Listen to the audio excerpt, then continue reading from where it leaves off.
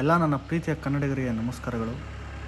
ಕಡಲ ತೀರ ಎಂದೇ ಪ್ರಖ್ಯಾತಿ ಪಡೆದಂತಹ ಮಲ್ಪೆ ಬೀಚಿನಲ್ಲಿ ದೊಡ್ಡ ದೊಡ್ಡ ಬೃಹತ್ಕಾರವಾದಂತಹ ಹಡಗುಗಳು ಹೇಗೆಲ್ಲ ತಯಾರಾಗ್ತವೆ, ಆ ತಯಾರಾದ ಹಡಗನ್ನು ಹೇಗೆ ಮತ್ತೆ ಸಮುದ್ರಕ್ಕೆ ಇಳಿಸ್ತಾರೆ ನಮ್ಮ ಕಡಲ ವೀರ ಮಕ್ಕಳು ಅನ್ನೋ ತುಣುಕನ್ನ ನಿಮಗೆ ತೋರಿಸ್ತಾ ಇದ್ದೀನಿ ನೋಡಿ.